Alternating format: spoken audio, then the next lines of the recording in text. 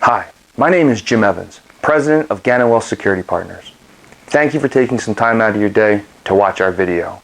Our videos are to help you understand the strategies you need to help protect you, your family, your business, and future generations.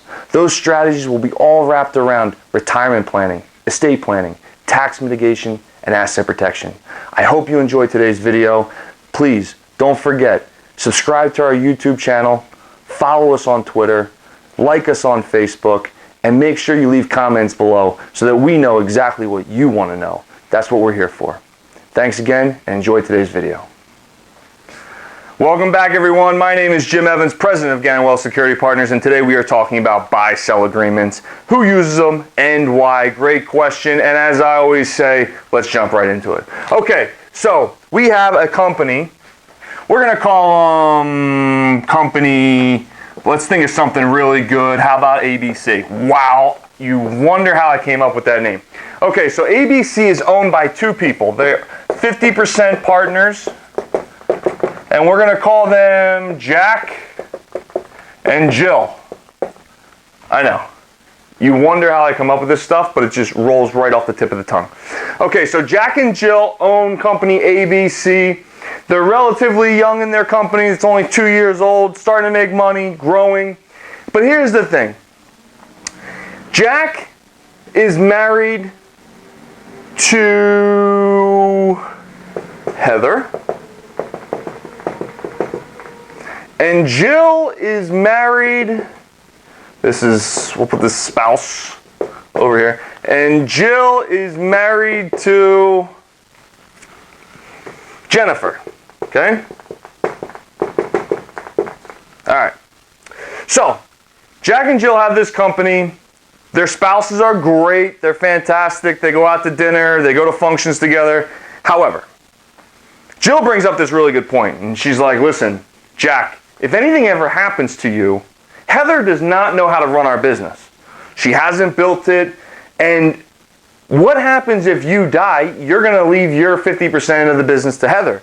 Well, Jack's like, well, of course, I own 50%, and my wife is going to depend on that money. Maybe my wife doesn't work, maybe she does work, but we're still going to depend on that money. We have kids, blah, blah, blah. So of course I'm going to leave the half of the business to her.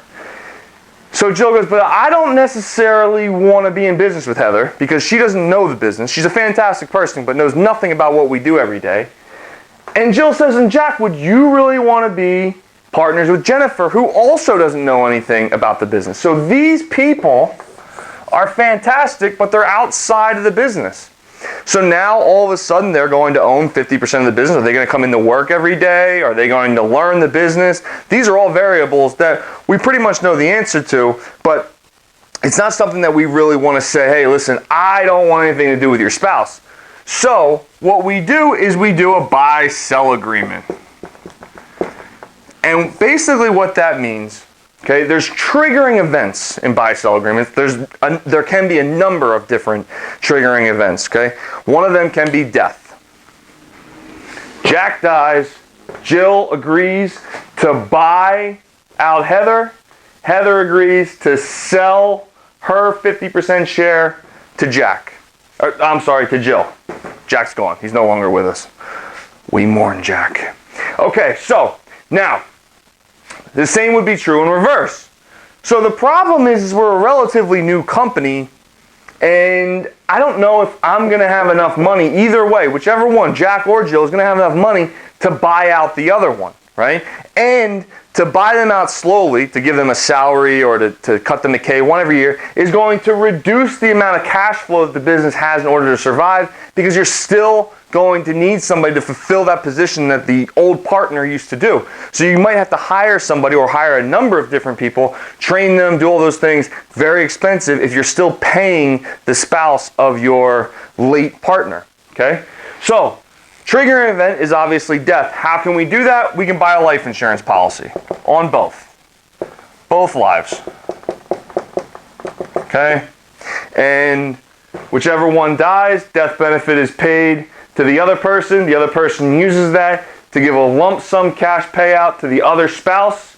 And then that spouse says, okay, I got paid, I got my share of the business, They go on with the rest of their lives. Meanwhile, the person that is still alive that owns the business now runs the day-to-day operations on their own. They don't have to worry about cutting a check every month or every week to the late spouse.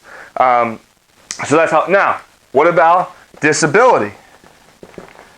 Well, I mean, this is relatively the same thing.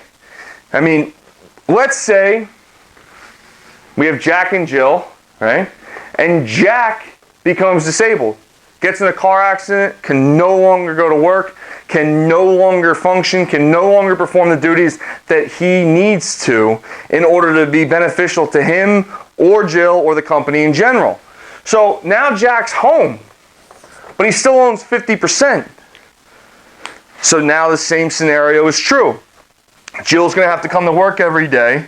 She may have to hire a couple people to do what Jack used to do.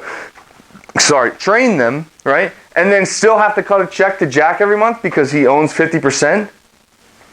Doesn't really seem fair to either party, right? So another triggering event could be the disability.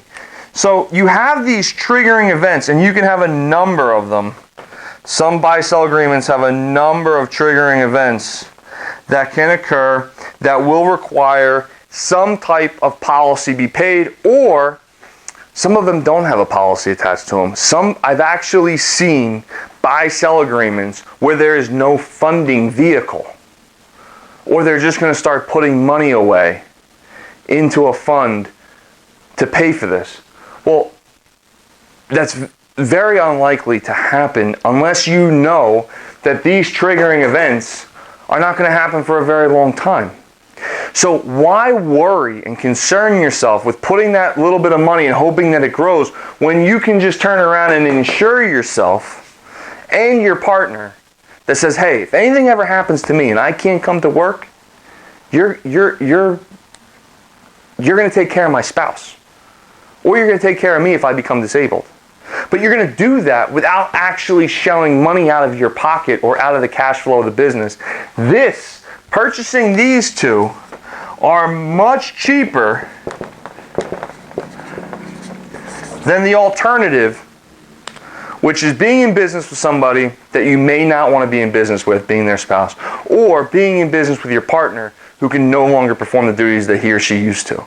So I hope you like this little quick video on buy-sell agreements, why people use them, how you use them, and what the purpose behind and the objective of using a buy-sell agreement. So I hope that helps. If you have any questions, please feel free, make a comment, share, call us, email us, however you can get in touch with us, please do so. Again, my name is Jim Evans. Thank you so much for watching. I cannot tell you how much it means to us that you are watching these videos.